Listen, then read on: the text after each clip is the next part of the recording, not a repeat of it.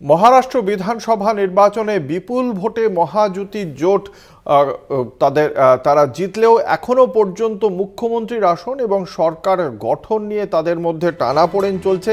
এরই মধ্যে একদিকে আমরা যেমন দেখতে পেয়েছি শিন্ডে গোষ্ঠীর প্রধান একনাথ শিন্ডে তিনি তার গ্রামের বাড়ি সাতারায় চলে গিয়েছেন এবং আগামী আজকেই একটা বড় রকমের কোনো ঘোষণা হতে পারে বলে জানতে পারা যাচ্ছে। অন্যদিকে মুখ্যমন্ত্রীর পদের যে দাবিদার সেই মুখ্যমন্ত্রী পদ তাকে দেওয়া না হলে নতুন প্রস্তাবও রাখা হচ্ছে মহাজোতির একনাথ শিন্ডে শিবসেনার পক্ষ থেকে, এমনটাই জানতে পারা যাচ্ছে। বিশদে জানবো এই প্রত্যেকটি বিষয় নিয়ে আমাদের সঙ্গে রয়েছেন নিউজ রুম থেকে আমাদের পলিটিক্যাল এডিটর আশিস চট্টোপাধ্যায়। আশিস দা, যেটা আপনার কাছে জানতে চাইবো যে এই যে একনাথ শিন্ডে মুখ্যমন্ত্রী পদের দাবিদার, এই 288 বিধানসভার মধ্যে 57টি আসন পেয়েছে, তাদের দ্বিগুণেরও বেশি 132টি আসন পেয়েছে ভারতীয় জনতা পার্টি।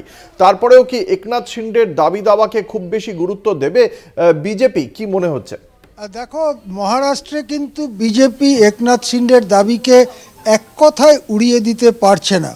আমরা যদি দেখি পেছনের দিকে তাকিয়ে, তাহলে দেখব বৃহস্পতিবার অমিত শাহ এবং জগৎ প্রকাশ নাড্ডা, বিজেপির সর্বভারতীয় সভাপতি, তাদের সঙ্গে মহারাষ্ট্রের 3 প্রধানের যে বৈঠক হয়েছিল, অর্থাৎ দেবেন্দ্র ফডনবিস, একনাথ শিন্ডে এবং অজিত পাওয়ারের যে বৈঠক হয়েছিল, সেই বৈঠককে বিজেপির প্রতিনিধিকেই মুখ্যমন্ত্রী করবার ব্যাপারে বিজেপির কেন্দ্রীয় সিদ্ধান্ত জানানো হয়েছিল।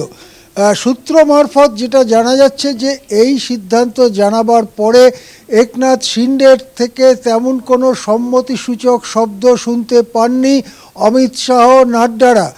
সেই মিটিং বেশ খানিকক্ষণ চলে। তারপরে বৃহস্পতিবার ভোর রাতের দিকে বিমানে মুম্বই ফিরে আসেন দিল্লি থেকে এই 3 নেতা। কথা হয় যে 3 নেতা শুক্রবার সকালে বসবেন এবং সেখানে খুঁটিনাটি বিষয় নিয়ে আরও আলোচনা হবে। হঠাৎই কাউকে না জানিয়ে শিন্ডে তার গ্রামের বাড়িতে, সাতারা জেলাতে তার গ্রামের বাড়িতে চলে যান।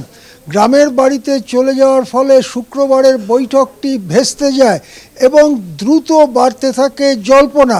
অবশেষে সঞ্জয় সিরসাত, শিবসেনার অন্যতম শীর্ষ নেতা, তিনি বলেন যে শিন্ডে কোনো বড় সিদ্ধান্ত নিতে চলেছেন।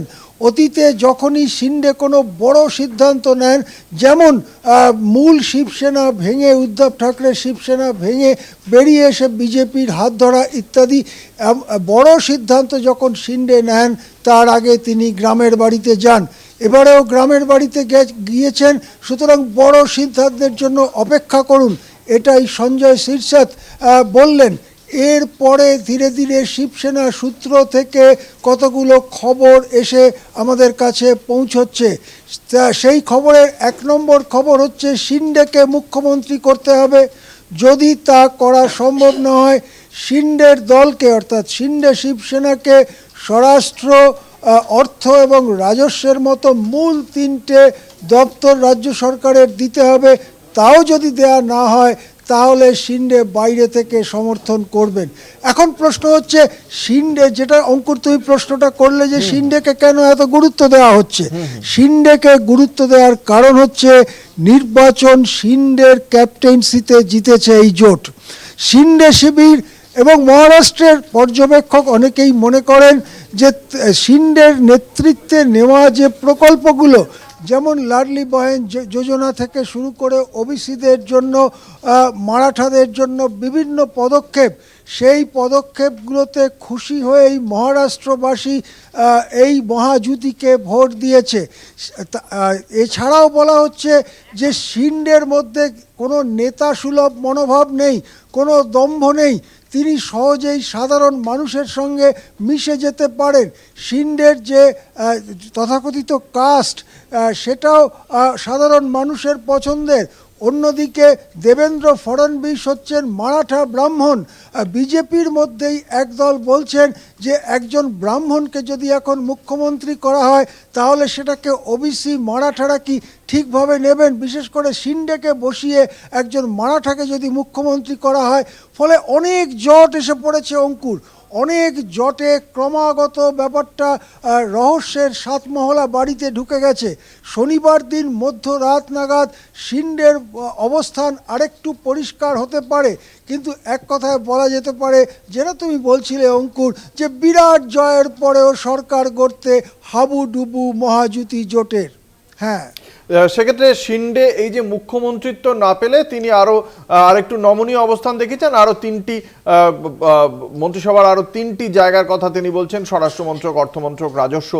এই যে দর কষাকষিটা করছেন, আমরা যদি শুধু অঙ্কের হিসেবে দেখি, আমি যদি এক মুহূর্তের জন্য ভুলে যাই যে শিন্ডের নেতৃত্বেই এই জয়টা এসেছে, বিজেপি এই মুহূর্তে সবচেয়ে বড় 132, 145 পেতে গেলে, আর তার 13টি দরকার, 41টি আসন রয়েছে এনসিপি অজিতের। তাহলে বিজেপি আর অজিত মিলেই সংখ্যাগরিষ্ঠতা পেয়ে যাচ্ছে। তাহলে শিন্ডের এই যে দর কষাকষি, সেটা কি শেষ পর্যন্ত বিজেপি আর তাকে অ্যালাউ করবে কি মনে হচ্ছে? আর যদি করে সেটারই বা কি কারণ? দেখো, আর 12-13 জন বিধায়কের সমর্থন পেলে বিজেপি সরকার হয়ে যায়, যেটা তুমি সঠিকভাবে বললে যে কেবলমাত্র অজিত পাওয়ারের সমর্থন পেলেই সরকার গড়তে পারে বিজেপি। এমনকি মহারাষ্ট্রের রাজনীতি সম্পর্কে ওয়াকিবহাল মহল মনে করে অজিত পাওয়ারের সমর্থন ছাড়াও বিজেপি সরকার গড়তে পারে। রাজ্যপাল তাকে সরকার গড়তে ডাকবেন এবং তখন 15-20 জন বিধায়কের কোনো অভাব বিজেপির হবে বলে মনে হয় না। এ সবই বাস্তবতা এবং সম্ভাবনার অঙ্ক। বিজেপি সেসব দিক থেকে গরিষ্ঠতার খুব কাছে দাঁড়িয়ে আছে, সবই ঠিক, কিন্তু পলিটিক্যাল ম্যাচিওরিটি দাবি করে যে জোট নিয়ে তুমি জিতলে সেই জোটকে অটুট রেখে সরকার গড়ো।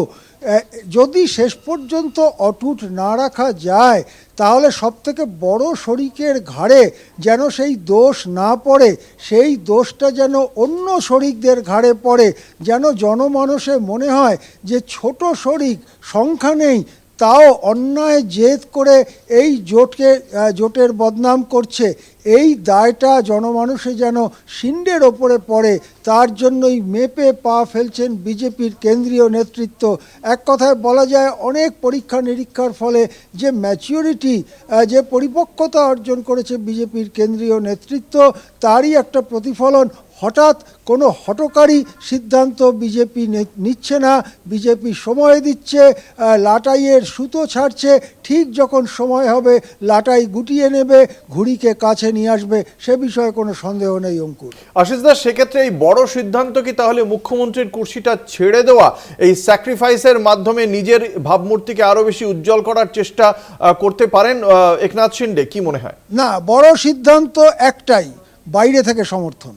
বড় সিদ্ধান্ত মানে বাইরে থেকে সমর্থন। বাইরে থেকে সমর্থন মানে মহাজুতি জোট ভেঙে গেল, মহাজুতি জোট থাকলো না। একসাথে সরকার চালিয়ে, একসাথে সরকার গড়ার প্রতিশ্রুতি দিয়ে, একসাথে ম্যানিফেস্টো তৈরি করে যে লড়াই লড়েছিলেন এই তিনটে দলের নেতারা, সেই জোট ভেঙে গেল। এক্ষেত্রে আরও একটা প্রশ্ন অঙ্কুর সবাইকে মনে রাখতে হবে, যদি শিন্ডে বলেন যে তিনটে গুরুত্বপূর্ণ মন্ত্রক, সেই তিনটে গুরুত্বপূর্ণ মন্ত্রকে যদি বিজেপি রাজিও হয়ে যায়, তার একটির মন্ত্রী বা উপমুখ্যমন্ত্রী তো শিন্ডে হতে পারবেন না, কেননা শিন্ডে ছিলেন মুখ্যমন্ত্রী। তিনি আজকে রাজস্বমন্ত্রী বা স্বরাষ্ট্রমন্ত্রী বা ফড়নবিসের আন্ডারে উপমুখ্যমন্ত্রী তো হতে পারবেন না। তাহলে শিন্ডের পুনর্বাসনের কি হবে? এটাও একটা বড় কথা, যেটা সামনে আসছে না। তাহলে শিন্ডেকে সেই রকম গুরুত্বপূর্ণ কেন্দ্রীয় মন্ত্রক দিতে হবে, কিন্তু কেন্দ্রে যে বিগ ফাইভ, সব থেকে গুরুত্বপূর্ণ 5টা মন্ত্রক, তা বিজেপি হাতছাড়া করবে না। সুতরাং মহাজুতির মহাঘোট এখন কিন্তু অনেক গভীরে অঙ্কুর। ধন্যবাদ। আমাদের সঙ্গে ছিলেন আমাদের পলিটিক্যাল এডিটর আশিস চট্টোপাধ্যায়। আপনাদের জানিয়ে রাখি, বিপুল ভোটে জয়ী হয়েও মহারাষ্ট্রে এখনো পর্যন্ত সরকার গড়া নিয়ে টানাপোড়েন চলছে, এবং সেক্ষেত্রে সর্বশেষ কি সিদ্ধান্ত নেয় মহাজোটী জোটের বিভিন্ন শরিক, সেদিকে আমাদের নজর রাখতে হবে।